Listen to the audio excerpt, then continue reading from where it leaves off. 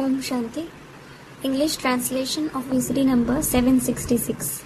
Clarified on 25th September 2007 at Farrukhabad, Part 1.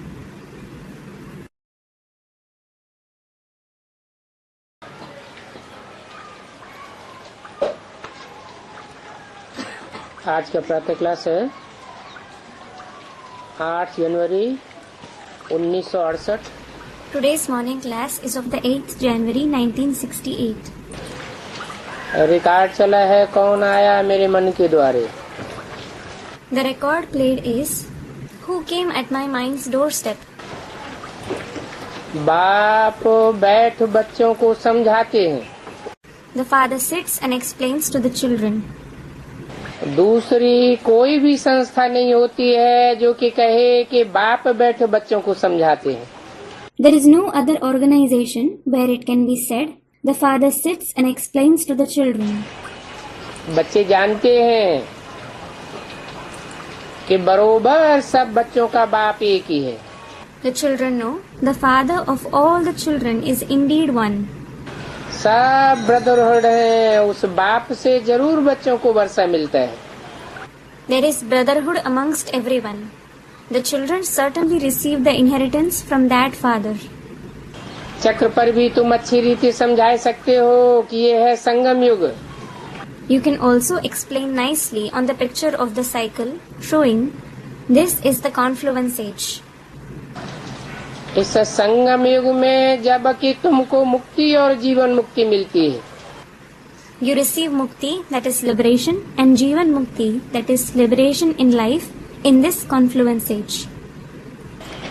तुम बच्चे तो जीवन मुक्ति में जाओगे You children will definitely attain Jivan mukti, और बाकी तो सभी मुक्ति धाम में ही बैठ जाएंगे। and all the rest will sit in the abode of liberation. ये तुम बच्चे किन बच्चों के लिए कहा है? For which children was it said, you children? कोई स्पेशलाइज बच्चे होंगे जिनके लिए कहा तुम बच्चे। There would be some special children for whom it was said, you children. और जिनके लिए कहा तुम मुक्ति धाम में नहीं बैठेंगे, जीवन मुक्ति धाम में नहीं बैठेंगे। And it was also said, you won't sit in the abode of liberation. बाकी सभी तुम्हारे अलावा, तो बाकी सभी की लिस्ट में कौन कौन है? All the rest won't sit in the abode of liberation in life except you. So, who are in the list of all the rest? तुम बच्चे सीधे जीवन मुक्ति में जावेंगे। You children will receive Jivan Mukti directly. और बाकी सभी मुक्ति में जावेंगे। And all the rest will attain Mukti. मुक्ति धाम माना शांति धाम जावेंगे। They will go to Mukti Dham, that is the abode of peace. जीवन मुक्ति में जावेंगे माना जीवन में भी रहेंगे और जीवन में रहते हुए दुख दर्दों से मुक्ति पावेंगे। They will attain Jivan Mukti means they will be alive, and while being alive, they will be liberated from sorrow and pain. भले दुनिया में कितना भी विनाश बर्पा होता रहे, No matter how much destruction takes place in the world, तुम्हारे जीवन में कोई जोखिम नहीं आवेगा। you won't face any danger in your life. तो वो तुम बच्चे कौन हैं और बाकी सभी कौन हैं? So, who are you children and who are all the rest? कोई तो कैटेगरी होगी। There would certainly be a category. वो कौन सी कैटेगरी है जिनके लिए बोला तुम बच्चे?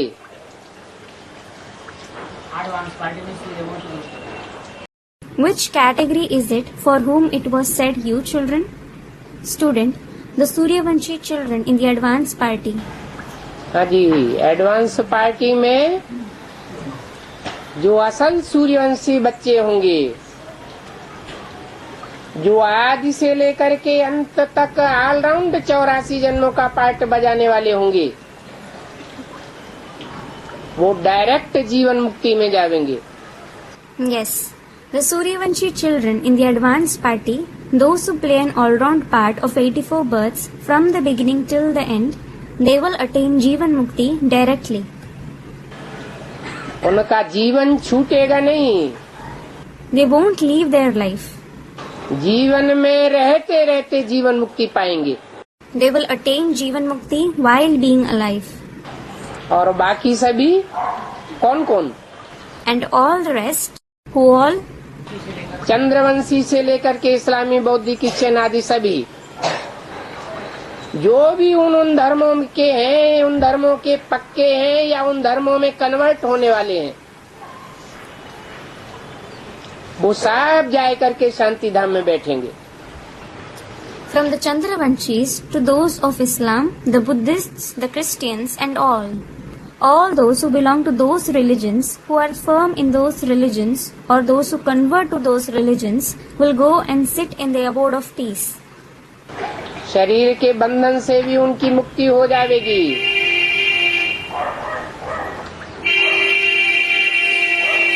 और जीवन से भी मुक्त हो जाएंगे। They will be liberated from the bondage of their body as well as their life. तो सदगति दाता, लिबरेटर, गाइड उनको ही कहा जाता है। So, he himself is called the giver of true liberation, liberator and guide. किनको कहा जाता है? Who is called that? जो तुम बच्चों को जीवन मुक्ति देते हैं और बाकी सब धर्म वालों को मुक्ति देते हैं। The one who gives Jivan Mukti to you children and liberation to those belonging to other religions. कई कई पॉइंट्स बहुत अच्छी होती है। Many points are very good. Ravan राज्य में कितने ढेर मनुष्य हैं। There are so many people in the kingdom of Ravan.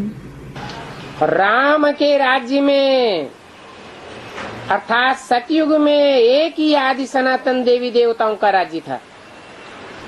In the kingdom of Ram, that is in the golden age, there was the rule of the ancient deities alone. देवताओं को आर्य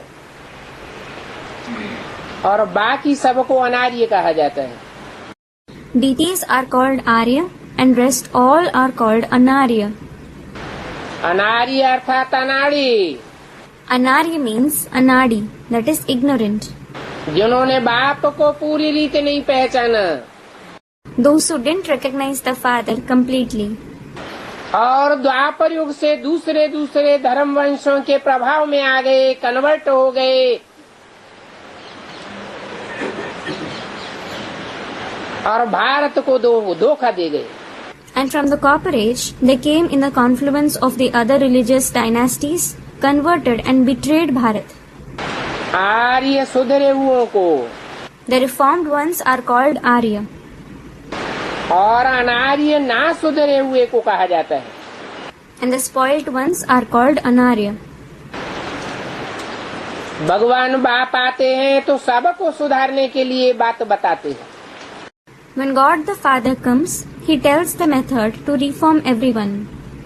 ज्ञान सुनाते हैं, रास्ता बताते हैं। He narrates the knowledge and shows the path.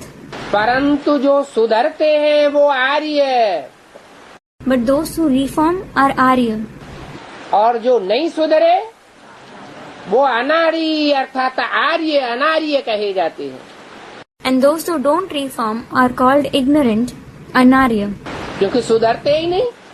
Because they don't reform at all. जैसे कि गांठ बांध रखी है। It is as if they have made a firm resolution.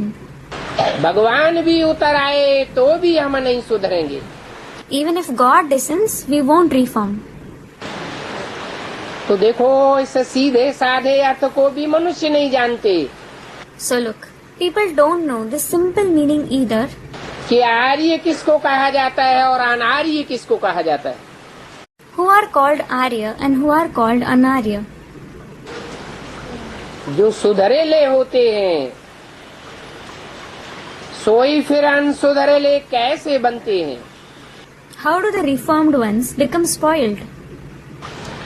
कैसे बनते हैं? How do they become that? सच्चा सोना होता है 24 कैरेट का, वो झूठा सोना कैसे बनता है? How does the 24 karat gold become impure? जब उसमें खाद पड़ती है। It is when impurities is mixed with it.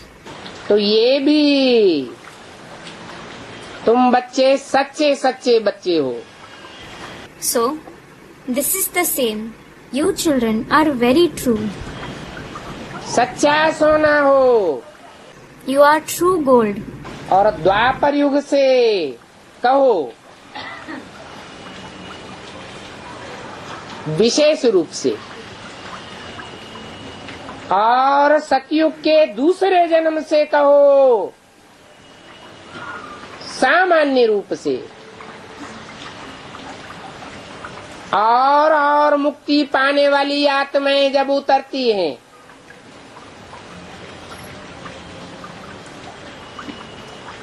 चंद्रवंशियों से लेकर उत्तर निचले वंशियों की, तो उनके संग के रंग की खाद से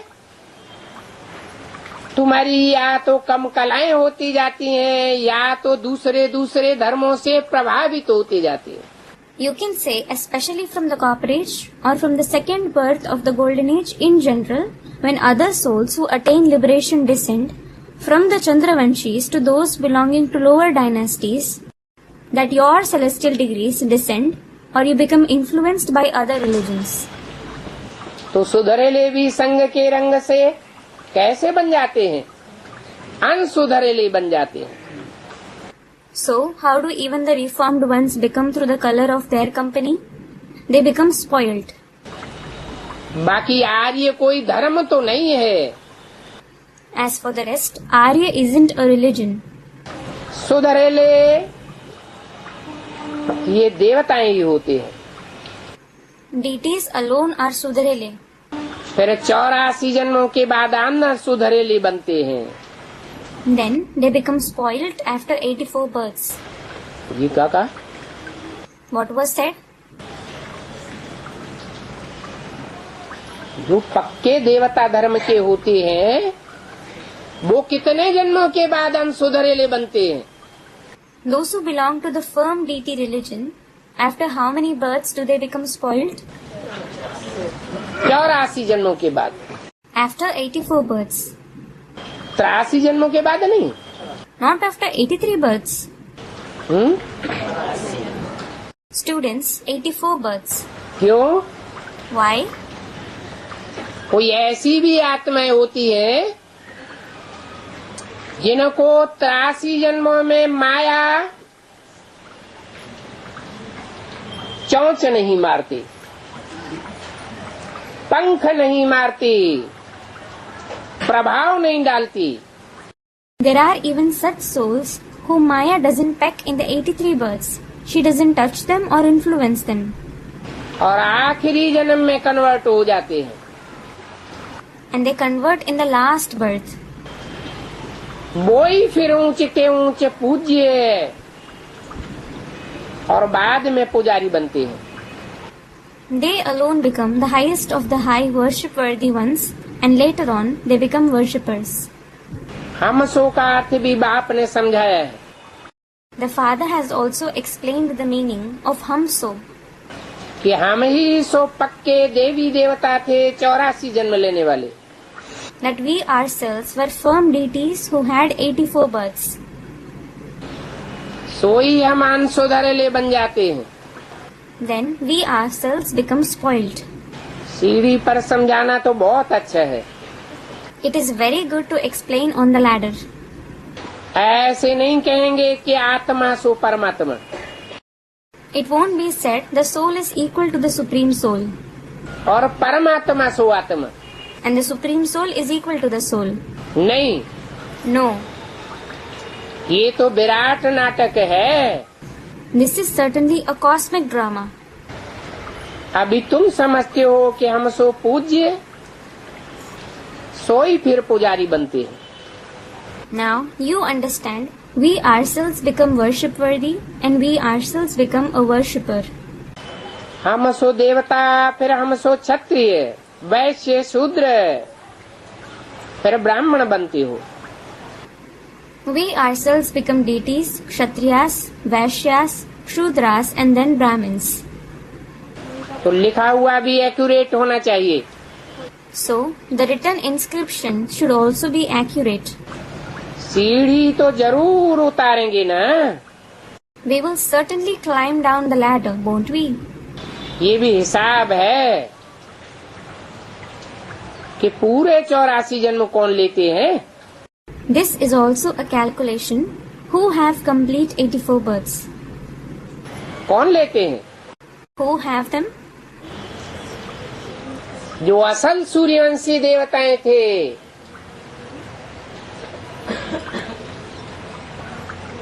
उनकी गिनती कितनी है? Those who were true Suryavanshi deities. How many are they? Student 1 lakh. 84 जन्म 1 लाख ही लेते हैं क्या? Do only 1 lakh souls have 84 births?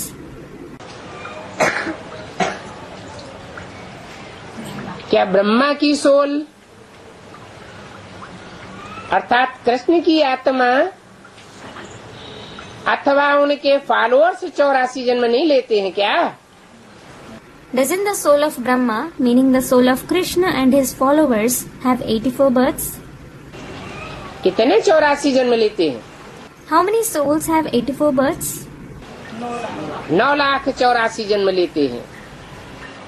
9 lakh souls have 84 births. तो क्या गायन है? So, what is praised? 9 lakh का कोई गायन होगा ना। There would be a praise of 9 lakh souls, won't there? 9 lakh हार गाया हुआ है। The Naulakha Har is famous. Naulakha Har is a necklace worth 9 lakh rupees. 9 lakh सितारे आसमान में गाए हुए हैं।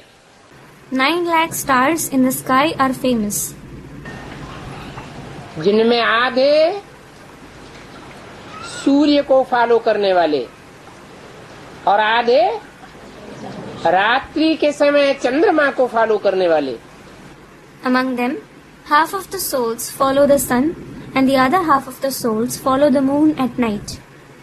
वो हैं आसमान के जड़ सितारे They are the inert stars of the sky. और तुम हो धरती के चैतन्य सितारे। And you are the living stars of the earth. बाप कहते हैं कि तुम तो अपने जन्मों को नहीं जानते हो। The father says, you certainly don't know your births. मैं आकर के बताता हूँ। I come and tell you. मैं माने कौन? I means who? ये मैं आकर बताता हूँ किसने बोला? Who said, I come and tell you? Students, Shiv Baba. Shiv बाबा ने बोला, किसके मुख से बोला? Shiv Baba said this. Through whose mouth did he say this? Student, Prajapita Brahma.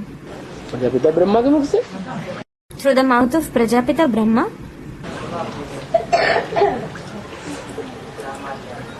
Brahma के मुख से या प्रजापिता ब्रह्मा के मुख से? Through the mouth of Brahma or Prajapita Brahma. Students, through the mouth of Prajapita Brahma. Brahma के मुख से नहीं बताते तुम 84 जन्म लेते हो। Doesn't he say through the mouth of Brahma that you have 84 births? है? ये वाणी कब की है? This is the Vani of which time? Students, 68. फिर Then, बताते तो हैं, he certainly tells you. लेकिन जो सुनने वाले हैं वो समझते नहीं हैं। But those who listen to it don't understand it. क्या? What? कि किस हिसाब से 84 जन्म लेते हैं? On what basis they have 84 births? मैं आकर के बताता हूँ। I come and tell you. तो बताने वाला मुख होगा ना। So, the one who tells us will certainly have a mouth, won't he? ये है ही 84 का चक्कर। This is certainly the cycle of 84 births. उस 84 के चक्कर में ही हम सो देवता बनते हैं। We ourselves become deities in that cycle of 84 births. और उसमें भी 21 जन्म तो नामी ग्रामी हैं। And among them, 21 births are famous. 21 पीढ़ी का उद्धार। We uplift 21 generations. मनुष्य इन बातों को कुछ भी समझते नहीं है। People don't understand these concepts at all. बिल्कुल ही बंदर बुद्धि तमो प्रधान है। They are those with an absolutely monkey-like intellect and are tamo pradhan. अभी तुमको तो सारी नॉलेज है। Now you have the complete knowledge. सारी नॉलेज होते हुए भी समझते बहुत मुश्किल से हैं। Despite having the complete knowledge, you understand it with a lot of difficulty.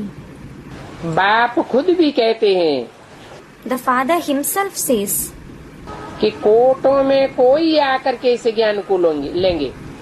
a few among millions will come and take this knowledge.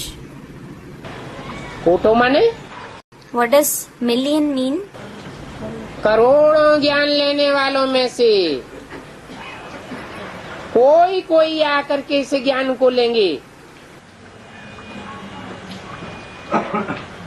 और देवता धर्म के बनेंगे। Among millions who take the knowledge, only a few will come and take this knowledge and belong to the deity religion. कोटों में से दुनिया की आबादी भी तो 500-700 करोड़ है। Among millions, the very population of the entire world is 5 to 7 billion. तो कौन से कोटों में से So, among which millions? है?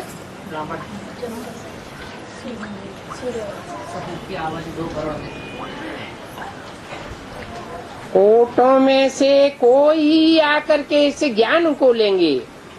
Among millions, only a few will come and take this knowledge. जिस ज्ञान में उनको 84 का जन्म का हिसाब किताब बताया जाता है। The knowledge in which they are told the calculation of 84 births. जो पुरुषार्थ करने वाले अर्जुन मिसल है, पुरुषार्थ का अर्जन करने वाले अर्जुन हैं नंबरवार, वो खुद नहीं जानते, मैं आकर के बताता हूँ। The number-wise Arjun who make the Arjun, that is earning of Purusharth, like the number one Arjun who makes Purusharth, they themselves don't know this. I come and tell them. तो वो कितने होंगे? So, how many will they be? 500 crore होंगे या कम जास्ती होंगे? Will there be 5 billion souls or will they be more or less? कोटो माने crore. Koto means millions.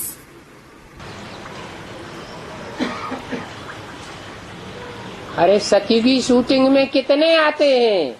Array, how many souls come in the shooting of the golden age? Student, 9 lakhs. सती की shooting में In the shooting of the golden age, 2 crore आते हैं। 2 million souls come. इसलिए बोला कोटों में से कोई।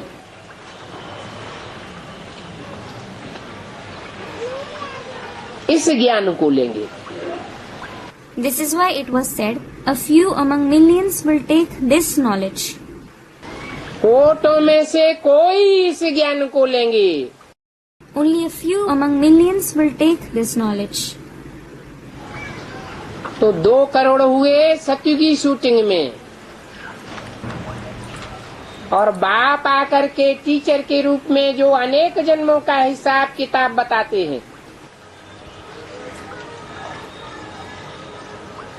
84 जन्म लेने वालों का।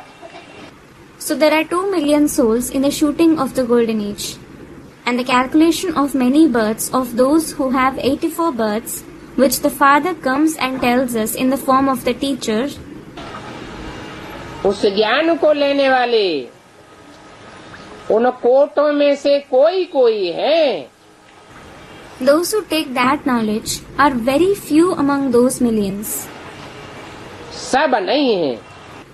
Not all are included in them. जो कोई कोई है वो ही पक्के देवी देवता धर्म के बनेंगे। Those few ones alone will become firm in the ancient deity religion. और बाकी कच्चे देवता बनेंगे। And rest all will become weak deities. पक्के ब्राह्मण होंगे तो पक्के देवता बनेंगे।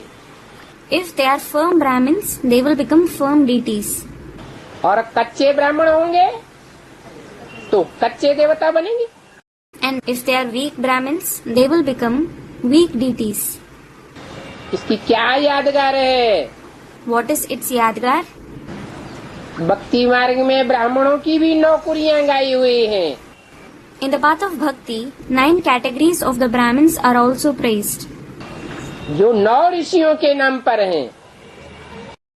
which are named on 9 sages.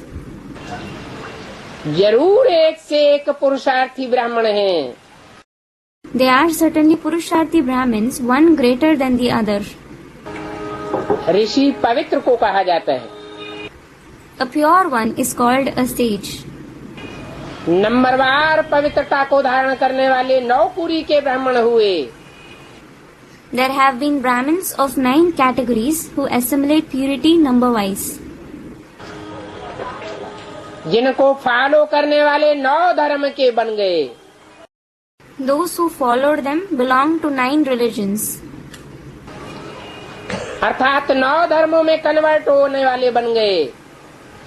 Meaning, they converted to 9 religions.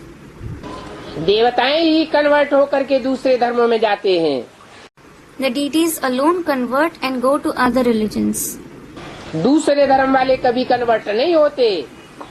Those belonging to other religions never convert. तो कच्चे कन्वर्ट होंगे या पक्के कन्वर्ट होंगे? Will the weak ones convert or will the firm ones convert? जो कच्चे कुरी वाले ब्राह्मण हैं वो कन्वर्ट होने वाले हैं। The Brahmins of weak categories convert to other religions. इस बात में आश्चर्य नहीं खाना चाहिए। You shouldn't be surprised at this. कि अरे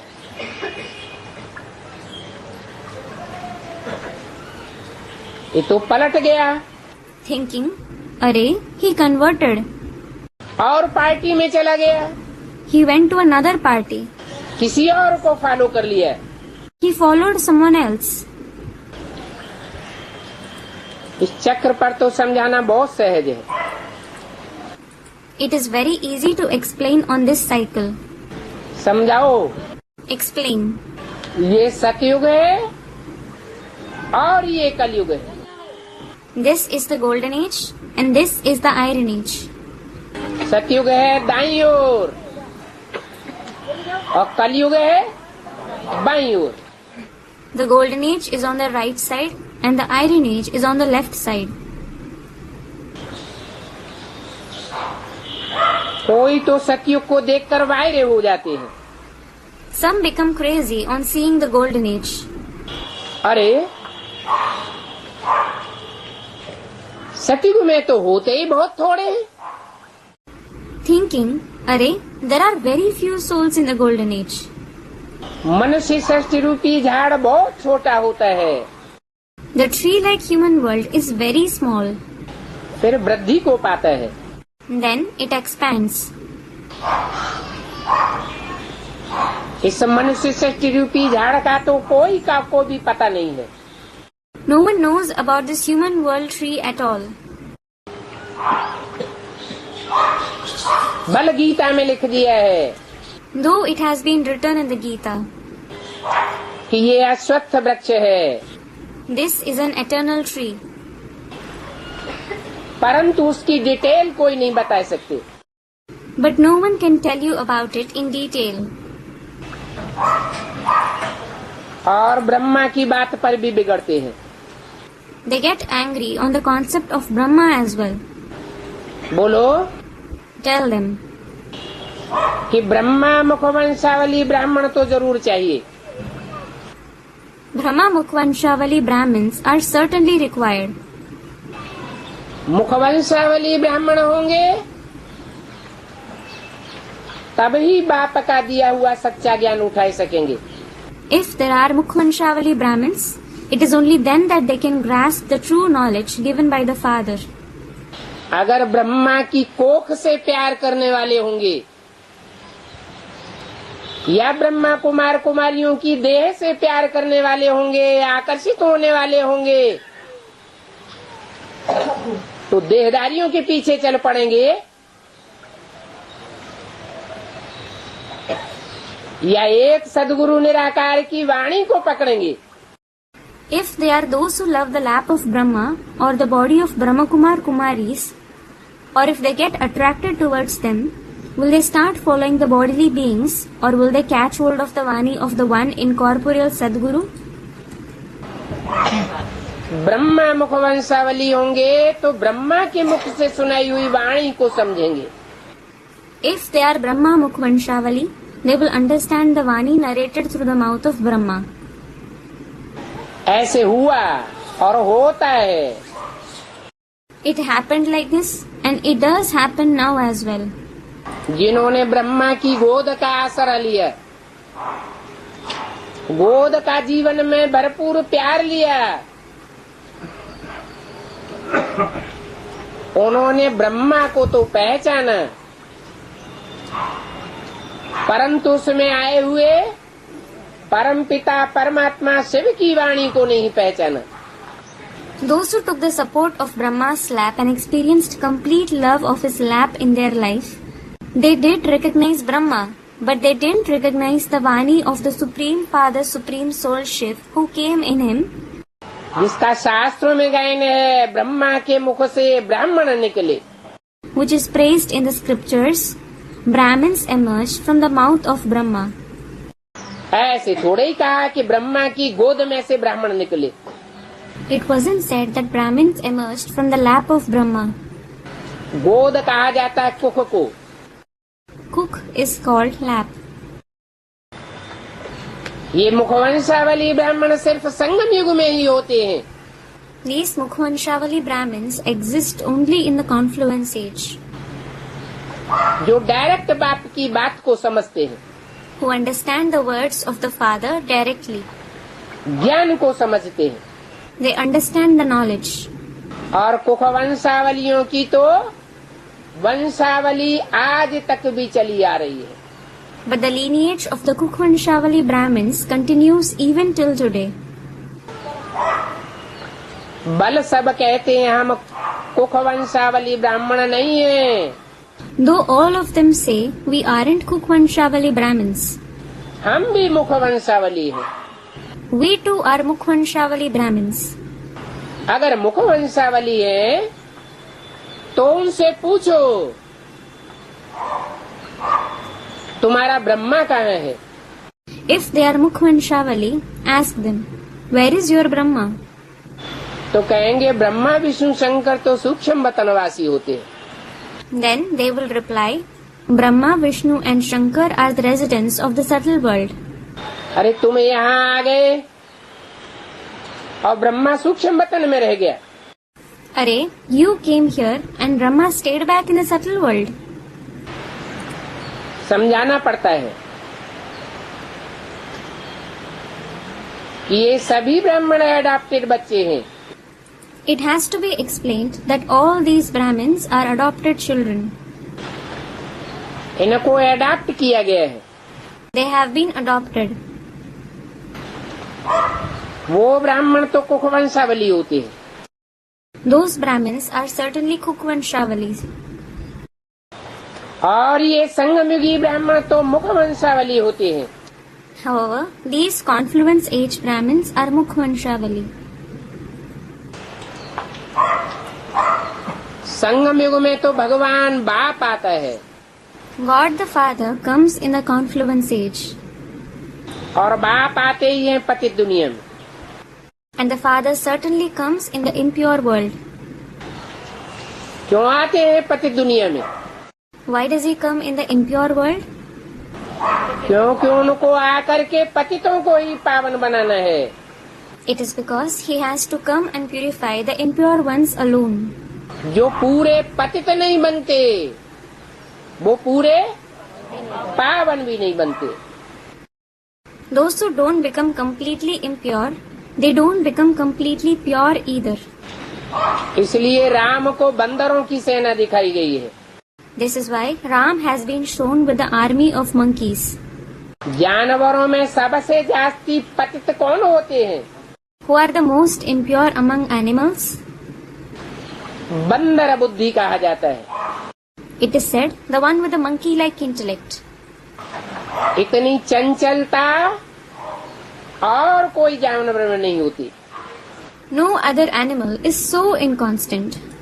तो पतित दुनिया में अर्थात बंदरों की दुनिया में आते हैं.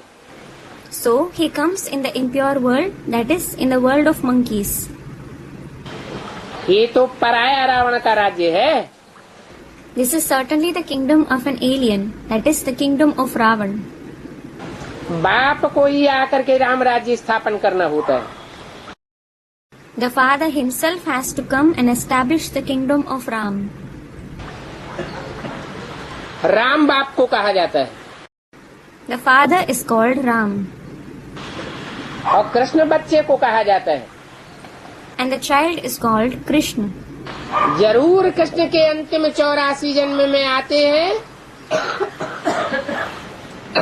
तो उनका नाम रखते हैं baby. Certainly, he comes in the last 84 birth of Krishna. So, he names him baby. ये ब्रह्मा तो जैसे बेबी है. This Brahma is like a baby. विनाश का साक्षात्कार हुआ तो रोने लगे. When he had the vision of destruction, he started crying.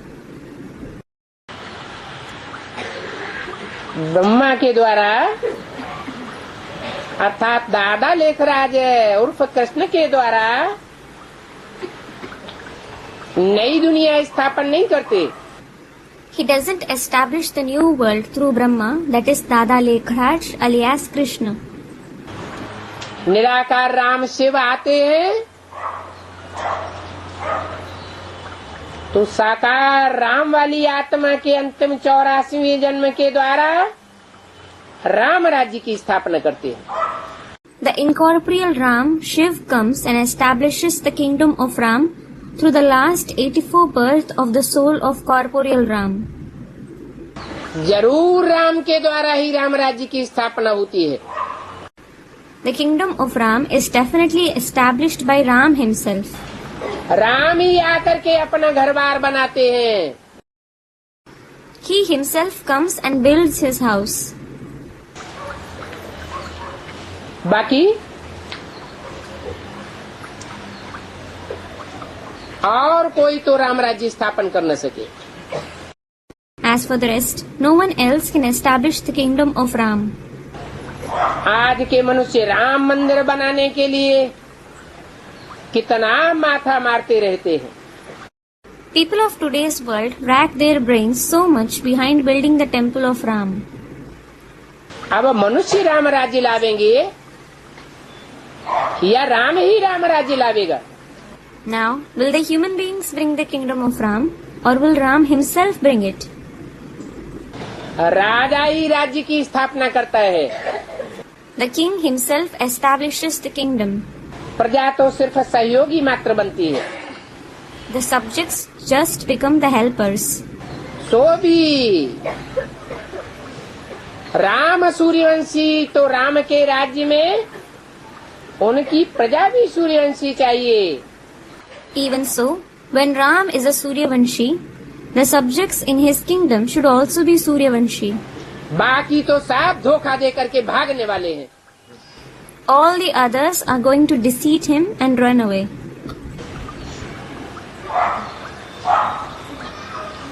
तो राम राज्य स्थापन करने आवेंगे तो जरूर कोई में तो प्रवेश करेंगे ना. So, when he comes to establish the kingdom of Ram, he will certainly enter someone, won't he? जरूर पतित तन में ही आना होगा. He will definitely have to come in an impure body. Treta में राम का राज्य था। There was the kingdom of Ram in the Silver Age. शास्त्रों में लिखा हुआ भी है, कल्प कल्प लगी प्रभु अवतारा। It is also written in the scriptures, Kalpa Kalpa Lage Prabhu Avatara. That is, God incarnates in every cycle. पर त्रेता में अवतार दिखाई दिया है। Then they have shown the incarnation in the Silver Age. अरे त्रेता में अवतार की बात नहीं है। Array, it isn't about the incarnation in the Silver Age. हर युग में भगवान को आने की दरकार नहीं है। There is no need for God to come in every age. मकान टूट फूट जाता है तभी बाप नया मकान बनाता है। When the house becomes dilapidated, it is then that the father builds a new house. मकान हो, दुकान हो, मनुष्य हो, हर एक को 4 अवस्थाओं से गुजरना पड़ता है। Be it a house, a shop or a man, everything has to pass through 4 stages. तो कलयुग के अंत में जब ये दुनिया रूपी मकान जर्जरीभूत हो जाता है, सब दुखी अनुभव करते हैं, तब बाप आकर के इन 4 युगों रूपी ड्रामा की शूटिंग कराते हैं। So, at the end of the Iron Age, when this house-like world becomes dilapidated, everyone feels sorrowful. It is then that the Father comes and enables us to perform the shooting of these 4 ages in the form of drama. उस shooting period में In that shooting period, पहले सत्युगी ब्राह्मण वर्ण के देवताओं की shooting होती है। the shooting of the deities of the Golden Age Brahmin category takes place first.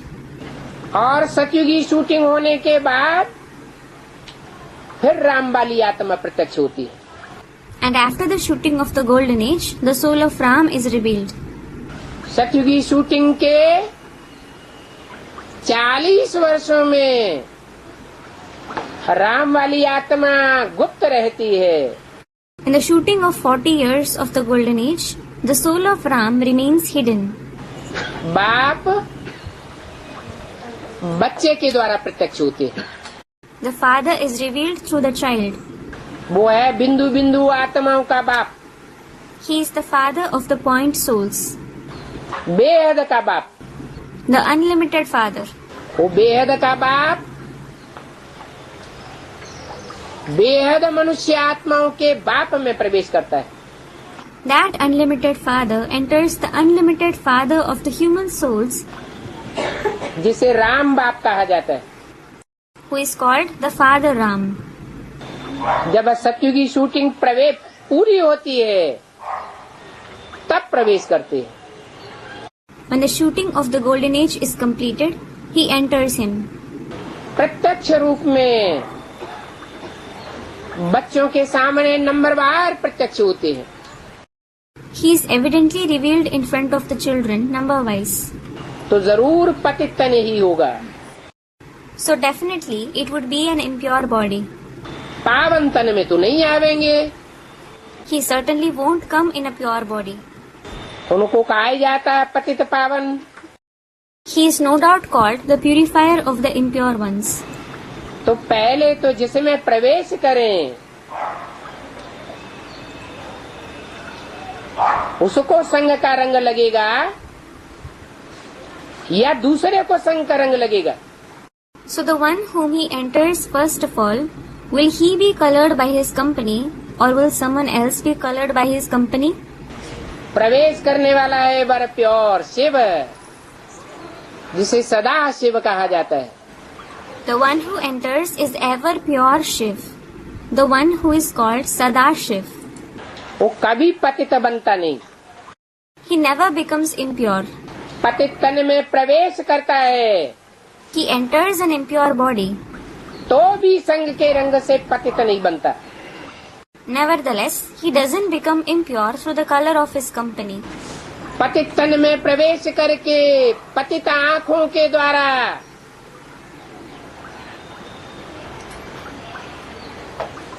पावन दृष्टि देता है। He enters the impure body and gives pure drishti through the impure eyes. और दृष्टि से सृष्टि सुधरती है। and the world, that is Drishti, is transformed through the Drishti.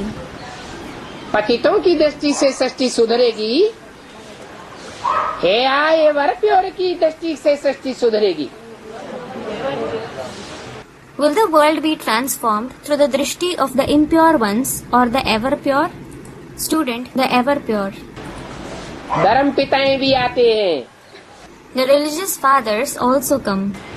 उनको एवर प्योर कहेंगे क्या? Will they be called ever pure?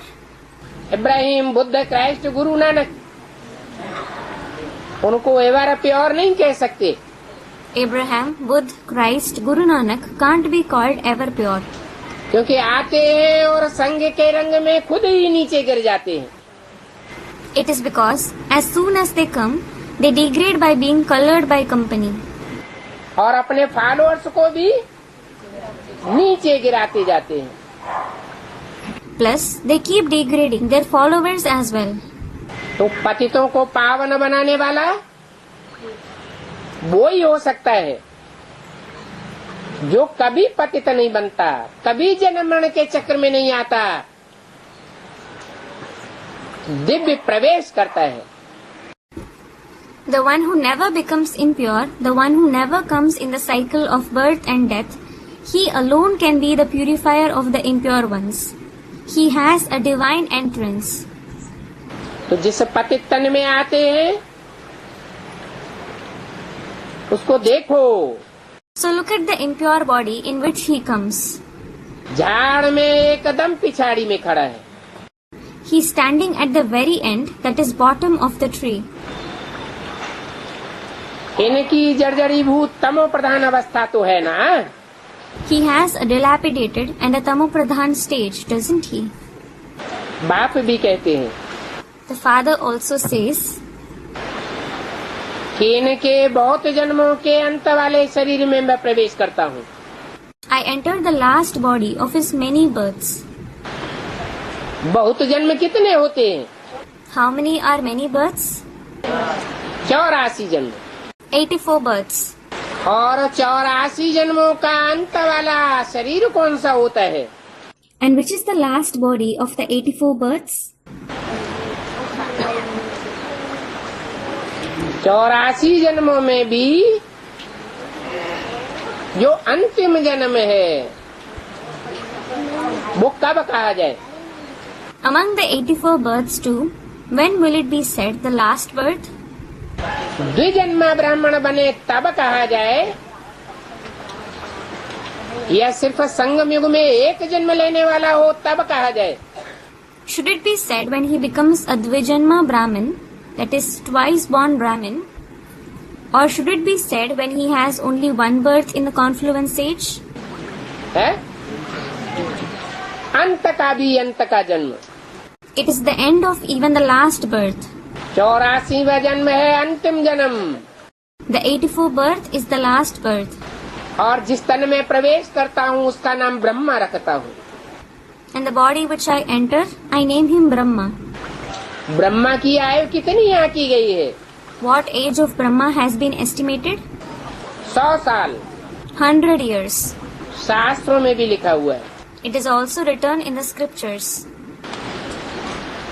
और कौन सी अवस्था में आता हूँ? And in which stage do I come? वानप्रस्थावस्था 60 साल में आता हूँ। I come in the Vanaprastha stage at the age of 60 years. तो जरूर 2 जन्म लेने वाला होना चाहिए। So certainly he should be the one who has 2 births. दादा लेखराज ब्रह्मा की तरह एक जन्म लेने वाला पतित पावन बाप का पार्ट नहीं बजा सकता। The one who has 1 birth like Dada Lekhraj Brahma can't play the part of the father, the purifier of the impure. बल माँ के रूप में पार्ट बजावे, माँ के रूप में दुनिया में सबसे जास्ती सहन शक्ति धारण करे, लेकिन बाप के रूप में पतित पावन का पार्ट नहीं बजा सकता।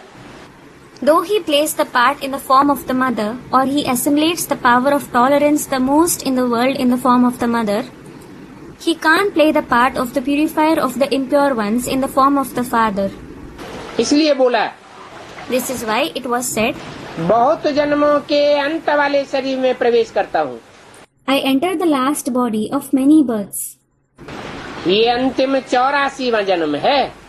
This is the last 84 birth. तपस्या कर रहे हैं। He is doing tapasya. इसकी बात बताई। यह कह के किसकी तरफ इशारा किया? It was mentioned about whom? Who was indicated by saying this? 1968 की वाणी है। It is the Vani of 1968. यह अंतिम 84वां जन्म है। This is the last 84 birth. बहुत जन्मों के अंत का जन्म नहीं है। It isn't the last birth of many births. बहुत जन्म होते हैं 84 Many births are 84. और 84 जन्मों के भी अंत का जन्म। And the last birth of even the 84 births. क्योंकि ब्रह्मा 100 साल की अवस्था में खत्म हो जाता है। It is because Brahma is finished at the age of 100 years. जिस तन में प्रवेश करता हूँ उनका नाम ब्रह्मा रखना पड़े। The body which I enter should be named Brahma.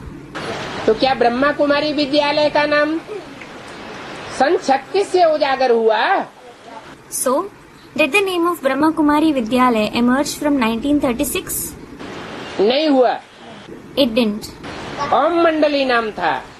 The name was Om Mandali. ओम कहा ही जाता है आ ऊ माँ। A, U, Ma is called Om. आ मन ब्रह्मा, A means Brahma. ऊ मन विष्णु, मा मन Mahesh. U means Vishnu. Ma means Mahesh.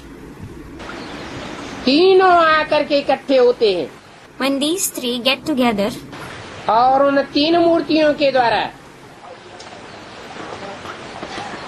भगवान बाप शिव प्रत्यक्ष होते हैं।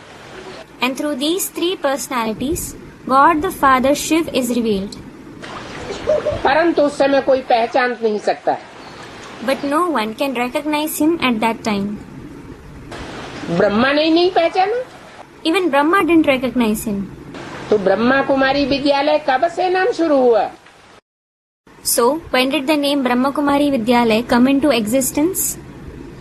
ओम मंडली नाम चला सिंध हैदराबाद से लेकर के कराची तक। The name Om Mandali continued from Sindh, Hyderabad till Karachi. और कराची से मुरली निकलती चली आई है। And the Murli has been narrated since the days of Karachi. तब से कहेंगे कि ब्रह्मा के मुख से वेदवाणी निकली। It will be said from that time, the Ved Vani was narrated through the mouth of Brahma, जो शास्त्रों में लिखा हुआ है for which it has been written in the scriptures. कि ब्रह्मा के मुख से 4 वेद निकले। The 4 Vedas emerged from the mouth of Brahma. With माना जानकारी, Ved means information. वेद माना जानकारी का भंडार। Ved means the storehouse of information. परंतु वो वेदों की ऋचाएं पढ़ करके कोई भी विद्वान आचार्य सृष्टि के रहस्य को नहीं जान सकते। But no scholar or teacher can know the secret of the world by reading the verses of those Vedas. उन वेदों की बात नहीं है जो मनुष्यों ने लिखे हुए हैं। It isn't about those Vedas which have been written by the human beings. एक तो ये ब्रह्मा के मुख में परमपिता परमात्मा शिव के प्रवेश करने के बाद जो वाणी निकली व्याख्याहीन। After the Supreme Father, Supreme Soul enters the mouth of Brahma, the Vani that emerged, it was without clarification. जिसकी व्याख्या को कोई ने नहीं समझा, ब्रह्मा ने भी नहीं समझा। No one understood its clarification. Even Brahma didn't understand it. वो वेदवाणी उसके लिए इशारा दिया। It is indicated in that Vedvani. ये अंतिम 84वां जन्म है। This is the last 84th birth. किसके लिए बोला For whom was it said? है? अरे अंतिम 84वां जन्म यह किसका है? Whose last 84th birth is it? अर्थात प्रजापिता का, Of Prajapita. दादा लेखराज का। It is of Dada Lekhraj. जिस समय ब्रह्मा कुमारी ईश्वरीय विश्वविद्यालय खुलना शुरू हुए थे, उस समय प्रजापिता का नाम निशान भी नहीं था। The time when the Brahma Kumari Ishwariya Vishwavidyalaya started opening, there wasn't the name and trace of Prajapita. ये तो बाद में डायरेक्शन दिया गया है कि अम्मा से बच्चे कैसे पैदा होंगे। In fact, this direction has been given later. How can the children be born from the mother alone? बाप का भी नाम डालना चाहिए। The name of the father should also be added. तुम अपन को ब्रह्मा कुमार कुमारी क्यों कहते हो? Why do you call yourself Brahma Kumar Kumaris? कहना चाहिए प्रजापिता ब्रह्मा कुमार कुमारी। You should say Prajapita Brahma Kumar Kumaris. तो ब्रह्मा की तरफ इशारा दिया कि ये इनका अंतिम 84वां जन्म है। So, it was hinted towards Brahma, saying, this is his last 84th birth. बहुत जन्मों के अंत का जन्म नहीं है, This is in the very last birth of his many births. ये तपस्या कर रहे हैं। He is doing tapasya. तो देखो हम भला इनको भगवान कहाँ कहते हैं? So look, we don't call him God. किनको? Whom? ब्रह्मा को। Brahma. अगर ब्रह्मा को भगवान कहें भी तो शास्त्रों में और भक्ति मार्ग में कोई तो यादगार होनी चाहिए। Even if we call him God, there should be a yadgar in the scriptures as well as the path of bhakti. Brahma के मंदिर होने चाहिए नहीं होने चाहिए? Should there be the temples of Brahma or not? होने चाहिए। There should be. नहीं है। But there aren't. ब्रह्मा की मूर्तियाँ पूजी जानी चाहिए। The idols of Brahma should be worshipped. न मूर्तियाँ बनती हैं न पूजा होती है। Neither his idols are made, nor is he worshipped. इससे साबित होता है कि ब्रह्मा का स्वरूप भगवान का रूप नहीं है। This proves that Brahma is in the form of God. आज भी भारत में विष्णु और शंकर का रूप पूजा जाता है। Even today, the forms of Vishnu and Shankar are worshipped in Bharat. तो बोलो, So tell them, हम इन्हें ब्रह्मा को भगवान कहाँ कहते हैं? we don't call this Brahma God. भगवान को ठिक्कर भिक्तर बुद्धियों में समझ लेते। They consider God to be present in those with a thicker and bhittar-like intellect. हाँ? अब ब्रह्मा ठिक्कर बुद्धि हो गया क्या? Is Brahma the one with a thicker-like intellect? ठिक्कर माने मिट्टी का ढेला। Thicker means a lump of soil. जैसे मिट्टी का ढेला होता है, एक ठोकर लगे मायावी मनुष्यों की, माया की, और मिट्टी का ढेला टूट जाता है। Just as a lump of soil breaks with just one blow of the elusive people or Maya. ऐसे ही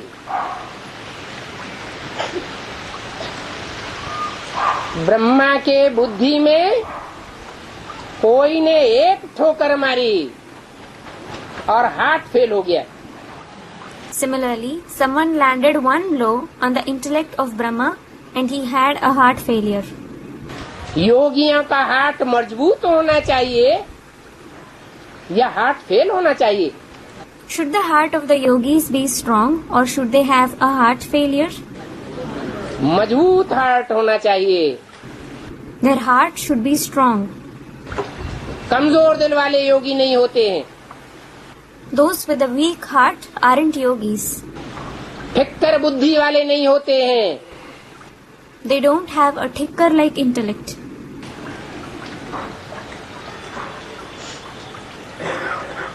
खुद ही ठिक्कर बुद्धि बन गए हैं। They themselves have become those with a thicker-like intellect. तो ठिक्कर बुद्धियों में भगवान का रूप मान लेते हैं। So, they consider God to be in those with a thicker-like intellect. ऐसा मानने से क्या हो गया? कौन सी बड़ी से बड़ी भूल हो गई? What happened by believing this? Which biggest mistake did they make? बड़ी से बड़ी भूल की शूटिंग हो गई The shooting of making the biggest mistake took place. है? हाँ, Student, they added the name of the child instead of the father. Yes. भक्ति मार्ग में भी वो भूल चली आई है। गीता में कितने 20 श्लोक हैं जो ये साबित करते हैं कि गीता का भगवान निराकार है। That mistake has continued in the path of bhakti as well. There are scores of shlokas in the Gita which prove that God of the Gita is incorporeal. परंतु ठिक्कर बुद्धि बने हुए, But they have become those with a thicker-like intellect.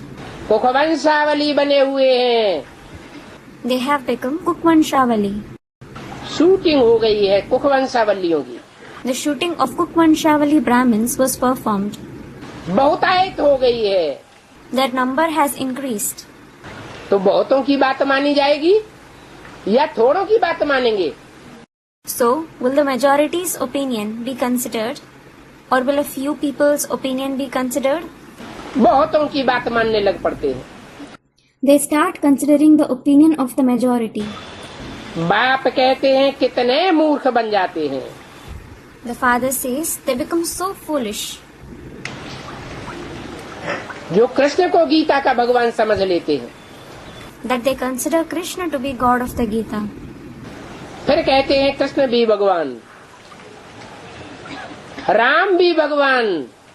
Later, they say Krishna as well as Ram are God. अरे Arey, Ram Krishna के अंतिम 84वें जन्म में आकर के प्रवेश करते हैं। he enters the last 84 birth of Ram and Krishna. तब गायन होता है त्वमेव माता च पिता। It is then that it is praised, Tvameva Mata Cha Pita. You yourself are our mother and father. वो निराकार शिव माता के रूप में भी पार्ट बजाता है तो नाम पड़ता है ब्रह्मा, परंतु भगवान नहीं। That incorporeal Shiv plays the part in the form of the mother too. So, he is named Brahma, but not God. वास्तव में कृष्ण सतयुग में होता है। Actually, Krishna exists in the golden age. कीर्तन में गाते भी है हे Krishna Narayan Vasudev. People also sing in the Kirtan, Hey Krishna Narayan Vasudev. जो कृष्ण है वो ही नारायण है। Krishna himself is Narayan. शास्त्रों में लिखा हुआ भी है It is also written in the scriptures. कि सतयुग आदि में नारायण का राज्य था। There was the kingdom of Narayan in the beginning of the golden age. ये नारायण का राज्य ही परमपिता परमात्मा शिव आकर के स्थापन करते हैं। The Supreme Father, Supreme Soul Shiv himself comes and establishes the kingdom of Narayan. और सब देवी देवताओं की और राजाओं की, राजवंशियों की, सब की ग्लानि शास्त्रों में भरी हुई है। Rest all other deities, kings and royal men are defamed in the scriptures. परंतु शास्त्रों में नारायण की कोई ग्लानि नहीं है। But there is no defamation of Narayan in the scriptures. ये नर को नारायण डायरेक्ट बाप ने आकर के बनाया था, तो उनकी ग्लानि कैसे हो सकती? The Father came and transformed the man into Narayan directly. Then, how can he be defamed? बाप मनुष्य सृष्टि के बाप में आकर के प्रवेश करते हैं। The Father enters the Father of the human world. और भगवान बाप के रूप में संसार में प्रत्यक्ष होते हैं। And is revealed in the world in the form of God the Father. भगवान और देवता और मनुष्य और राक्षस, कितना बड़ा अंतर है। There is a vast difference between God, a deity, a human being and a demon. नर को आके नारायण बनाते हैं। He comes and transforms a man into Narayan. Narayan 16 कला संपूर्ण को कहा जाता है, देवता को कहा जाता है। The one who is complete with 16 celestial degrees, a deity, is called Narayan. और देवताओं की तो ब्यात ही न्यारी है। Well, the question of deities is totally different. अभी तुम ये पढ़ाई पढ़ करके ये पद पाते हो, Now you attain this position after studying this knowledge. कौन सा पद? Which position? ये पढ़ाई पढ़ करके तुम लक्ष्मी नारायण का पद पाते हो।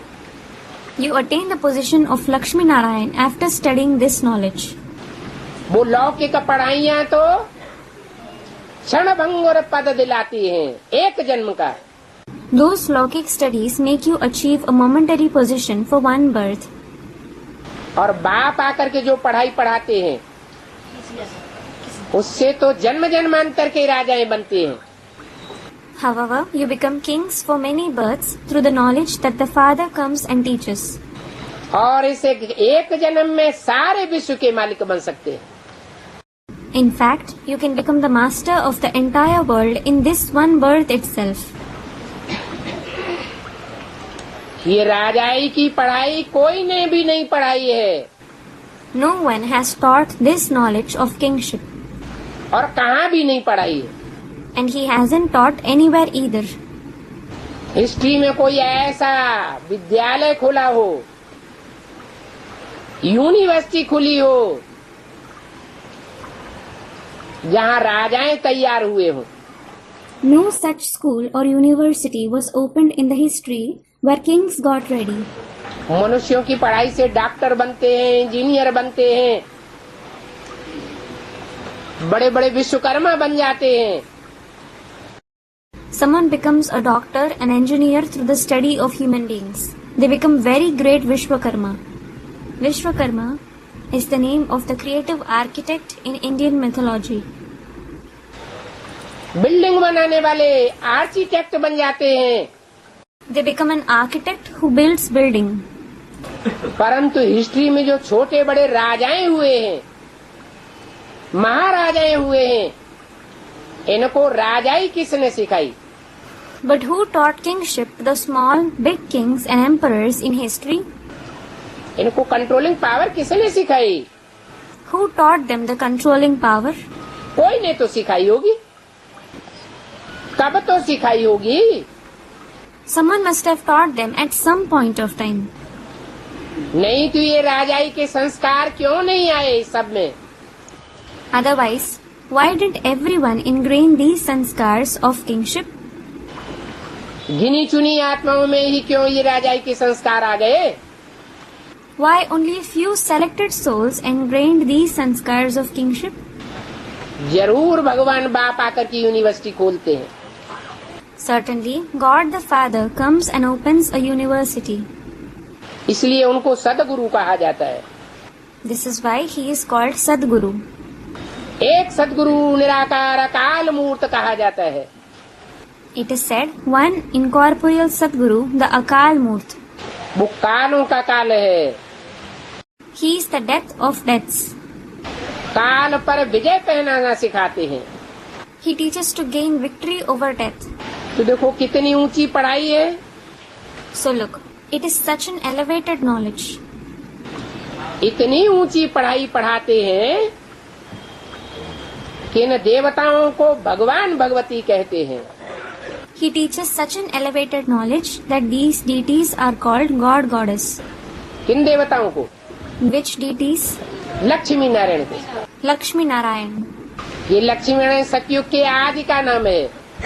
Lakshmi Narayan is the name of the beginning of the golden age. संपूर्ण स्टेज का नाम है। It is the name of the complete stage. पुरुषार्थी जीवन का स्वरूप कौन सा है? Which is the form of the Purusharthi life? जैसे कृष्ण के अंतिम चोले का पुरुषार्थी जन्म का नाम है Brahma. For example, the name of the Purusharthi body of the last birth of Krishna is Brahma. ऐसे ही राम के अंतिम 84वें जन्म के पुरुषार्थी शरीर का नाम है प्रजापिता ब्रह्मा या Shankar. Similarly, the name of the Purusharthi body of Ram's last 84th birth is Prajapita Brahma or Shankar. अगर पुरुषार्थी नहीं है तो किसकी याद में बैठा हुआ है? If he isn't Purusharthi, in whose remembrance is he sitting? भगवान को भी याद करने की दरकार है क्या? Is it necessary for even God to remember someone? भगवान किसको याद करेगा? Whom will he remember? ये तो खुद ही भगवान है। He himself is God after all. भगवान की याद से तो जन्म जन्मांतर के पाप भस्म होते हैं। In fact, the sins of many births are burned to ashes through the remembrance of God. तो शंकर देवता है, भगवान नहीं है। So, Shankar is a deity. He isn't God. परंतु भगवान जब प्रवेश करते हैं तो शंकर का नाम शिव भगवान के साथ जोड़ा जाता है। But when God enters him, the name of Shankar is combined with God Shiv. क्योंकि वही एक ऐसी मूर्ति है जो पहले पहले पतित से पावन बनती है। It is because he alone is such a personality who becomes pure from sinful first of all. इसलिए पहले का नाम शिव बाप के साथ जोड़ा जाता है। This is why the name of the first personality is combined with the Father Shiv. बाकी 33 करोड़ देवताएं हुए। As for the rest, there were 33 crore deities. सबने नारायण नर से नारायण बनने का पुरुषार्थ किया। Everyone made the Purusharth to become Narayan from man. लेकिन किसी देवता का नाम शिव के साथ नहीं जोड़ा जाता। But the name of no other deity is combined with Shiv. किसका जोड़ा जाता है? Whose name is combined? Shankar के साथ शिव का नाम जोड़ा हुआ है। The name of Shankar is combined with Shiv. और वो भी कह देते हैं शंकर भगवान। And they also say God Shankar. अगर शंकर भगवान होता तो शंकर शिव कहते। Had Shankar been God, they would say Shankar Shiv. Shiv Shankar क्यों कहते हैं? Why do they say Shiv Shankar? Shiv का ही नाम पहले क्यों होता है? Why is the name of Shiv alone used first? बड़े का नाम पहले और बच्चे का नाम बाद में होता है। The name of the elder is used first. The name of the child is used later. तो इन देवताओं को भगवान भगवती कहा जाता है। So, these deities are called God Goddess. चाहे वो संपन्न रूप में शंकर पार्वती कहे जाएं और चाहे वो लक्ष्मी नारायण कहे जाएं, बात एक ही है। No matter if they are called Shankar Parvati in their complete form or Lakshmi Narayan, it is the same. वैसे भी शास्त्रों में लिखा हुआ है। Anyways, it is written in the scriptures. ये जगत के माता पिता हैं। They are the mother and the father of the world. जगतम पितरम Vande Parvati परमेश्वरो। Jagatam Pitaram Vande Parvati Parameshwarau. Radha Krishna को तो जगतम पितरम नहीं कहते। Radha Krishna aren't called Jagatam Pitaram. भगवान द्वारा इन भगवान भगवती के धर्म की स्थापना होती है। The religion of these God Goddess is established by God. तो भगवान भगवती भक्ति मार्ग में कह देते हैं। So, it is said God Goddess in the path of Bhakti. वास्तव में भगवान एक होता है या दो होते हैं? Actually, is God one or two? भगवान भगवती भगवान की बनाई हुई टाइटल है। God Goddess is the title created by God. टाइटलधारी में और ओरिजिनल में बहुत अंतर होता है। There is a vast difference between the title holder and the original being. God father is one कहा जाता है। It is said God the Father is one. भगवान एक ही होता है God is only one. और एक ही सत्य होता है, दो सत्य नहीं हो सकते। And there is only one truth. There can't be two truths. अगर दो सत्य होते तो लक्ष्मी नारायण के साथ लक्ष्मी की भी सत्य कथा गाई जाती। Had there been two truths, the story of true Lakshmi would also have been narrated along with the story of true Narayan. लेकिन सत्य लक्ष्मी की कथा नहीं गाई जाती। But the story of Satya Lakshmi isn't praised. इसकी गाते हैं Whose story is praised? Satyanarayan की ही कथा गाई जाती है। The story of Satyanarayan alone is praised. एक ही सत्य हुआ है 100%। There had been only 100% true person. और बाकी कलयुग में सब परसेंटेज में झूठे हो जाते हैं। Rest all become false to different percent in the Iron Age. सब अपना रास्ता बदल देते हैं। Everyone changes their path. एक सच्चा सदगुरु और बाकी सब झूठे गुरु। There is one true Sadguru and rest all are false gurus. इसलिए कहते भी हैं सच्चा सदगुरु शिव भगवान। This is why it is also said the true Sadguru is God Shiv. एक सदगुरु निराकार One Sadguru is incorporeal और बाकी सब है गुरु। and rest are all gurus. तो सत्य गुरु एक हुआ तो बाकी गुरु कैसे हो गए? So there is one Sadguru. So how will be other gurus? है? जरूर झूठे हो गए। They are definitely false. अगर झूठे न होते, जो भी सतगुरु का टाइटल धराते हैं, If they weren't false, whoever receives the title of Sadguru, अगर झूठे न होते, सच्चे ही होते तो सच्चखंड सतयुग की स्थापना करते। if they hadn't been false but only true, they would establish the land of truth, that is the golden age. लेकिन कोई गुरु ने सतयुग की स्थापना नहीं की। But none of the gurus established the golden age. सारी दुनिया की सदगति करने वाला तो एक ही बाप है। There is only one Father who brings about the true liberation of the entire world. तो जरूर भगवान आकर के जब एक सत धर्म की स्थापना करते हैं तो सतयुग नई दुनिया तैयार होती है। So certainly, when God comes and establishes one true religion, the golden age, that is the new world, is established.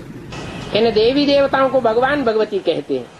These deities are called God Goddess. तो जरूर नई दुनिया में भगवान भगवती होने चाहिए। So certainly, there should be God Goddess in the new world. परंतु इनको कहा जाता है महाराजा महारानी। But they are also called Emperor and Empress. Shri Lakshmi Narayan भगवान भगवती कहना ये अंधश्रद्धा हो जाती है। It is blind faith to call Sri Lakshmi Narayan God Goddess. क्यों? Why? क्यों अंधश्रद्धा हो जाती है? Why is it blind faith? अरे पतितों को पावन बनाने वाला एक होगा या अनेक होंगे? Array, will there be one person who purifies the impure ones, or will there be two? अगर अनेक पतितों को पावन बनाने वाले हो जाएं तो फिर भी विचार फैल जाएगा। If there are many who purify the impure ones, adultery will spread. स्त्रियां प्रदूषित हो जाएंगी। Women will be polluted. समाज में प्रदूषण फैल जाएगा। Pollution will spread in the society. यादगार भी दिखाते हैं। शिव का मंदिर, जो भी पुराने पुराने मंदिर हैं, उनमें शिव को बीच में दिखाया गया है, मुखिया के रूप में। They also show the Yadgar in the temple of Shiv. In all the ancient temples, Shiv is shown in the center in the form of the head. और देवताओं की मूर्तियां आजू बाजू में चारों ओर रखी हुई हैं। And the idols of deities are kept all around. उन मूर्तियों के बीच में शंकर की मूर्ति स्पेशल स्थान पर होती है। The idol of Shankar is on a special place among them. परंतु आजू बाजू के स्थान में ही होती है। But it is placed somewhere around. इससे क्या साबित होता है? What does it prove?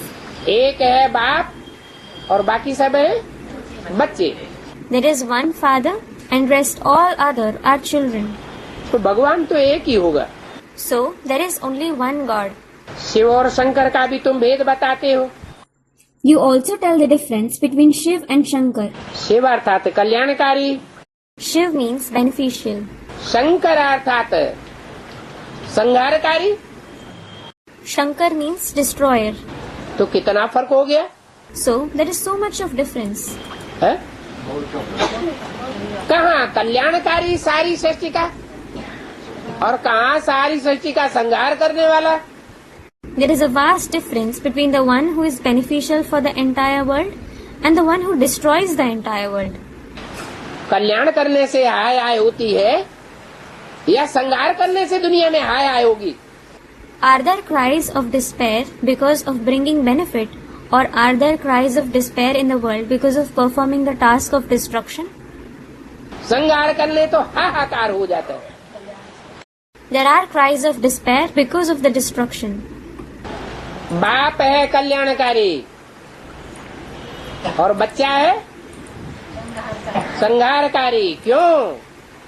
The father is beneficial and the son is a destroyer. Why?